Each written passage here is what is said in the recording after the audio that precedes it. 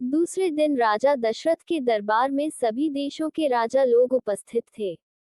सभी को संबोधित करते हुए दशरथ ने कहा, हे नृपगण, मैं अपनी ओर अयोध्या वासियों की ओर से आप सभी का हार्दिक स्वागत करता हूँ। आपको ज्ञात ही है कि अयोध्या नगरी में अनेक पीढ़ियों से इक्ष्वाकु वंश का शासन चलता आ रहा है।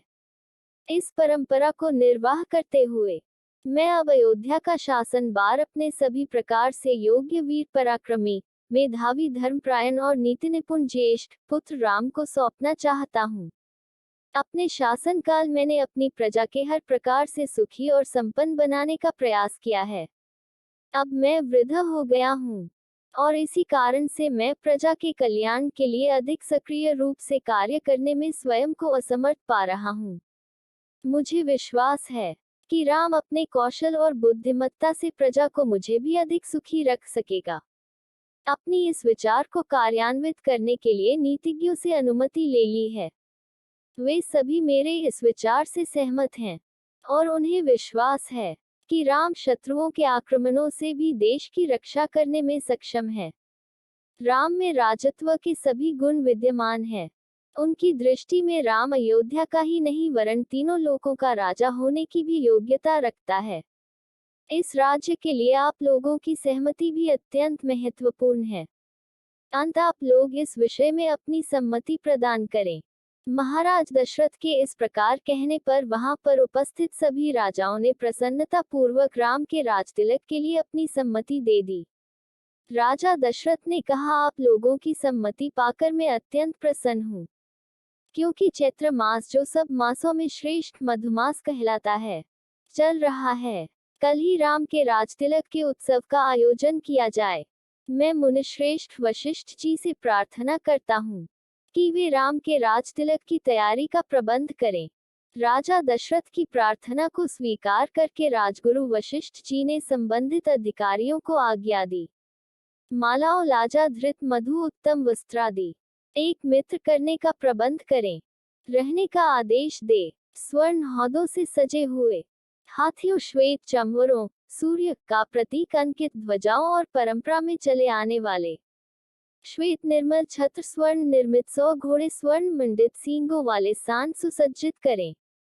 इस प्रकार अन्य और जितने भी आवश्यक निर्देश थे उन्होंने संबंधित अधिकारियों को दे दिए। सुमंत से राम को शीघ्र लिवा लाने के लिए कहा। महाराज की आज्ञा के अनुसार सुमंत रामचंद्र जी को रथ में अपने साथ बिठाकर लिवा आए। अत्यंत श्रद्धा के साथ राम ने पिता को प्रणाम किया और उपस्थित जनों यथोचित अभिवादन किया। राजा दशरथ ने राम को अपने निकट बिठाया और मुस्कुराते हुए कहा, हे राम, तुम्हारे गुणों से समस्त प्रजाजन प्रसन्न है, इसलिए मैंने निश्चय किया है कि मैं कल तुम्हारा राज तिलक कर दूंगा। इस विषय मैंने ब्राह्मणों, मंत्रियों, विद्वानों एवं समस्त राजा महाराजाओं की भी सम्मति प्राप्त कर लिया है। इस अवसर पर मैं तुम्हें अपने अनुभव से प्राप्त कुछ सीख देना चाहता हूँ। सबसे पहली बात तो यह है कि तुम कभी विनयशीलता का त्याग मत करना। इंद्रियों को सदा अपने वश में रखना। अपने मंत्रियों के हृदय में उठने वाले विचारों को प्रत्यक्ष रूप से जानने और समझने का प्रयास करना। प्रजा का सदैव संतुष्ट और सुखी रखना का प्रयास करना। यदि मेरी इन बातों का तुम अनुसरण करोगे तो तुम सब प्रकार के विपत्तियों से सुरक्षित रहोगे, राजकाज चला सकोगे। ये सिद्धांत की बात है कि जो राजा अपनी प्रजा के प्रसन्न और सुखी रखने के लिए सदैव प्रयत्नशील रहता है, उसका संसार में कोई व्यक्ति व्यवहार उसका अनिष्ट करना भी चाहे तो भी वह अपने उद्देश्य में सफलता नहीं प्राप्त कर सकता, क्योंकि ऐसे राजा को अपनी प्रजा एवं मित्रों का हार्दिक समर्थन प्राप्त होता है। पिता से यह उपयोगी शिक्षा प्राप्त करके राम ने स्वयं को धन्य और उन्होंने अपने पिता को आश्वासन दिया कि वे अक्षरश इन बातों का पालन करेंगे।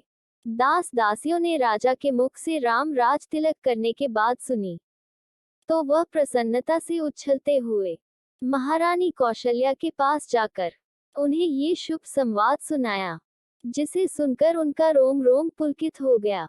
इस शुभ समाचार के सुनाने वालों को उन्होंने बहुत सा स्वर्ण वस्त्र भूषण देकर माला माल कर दिया।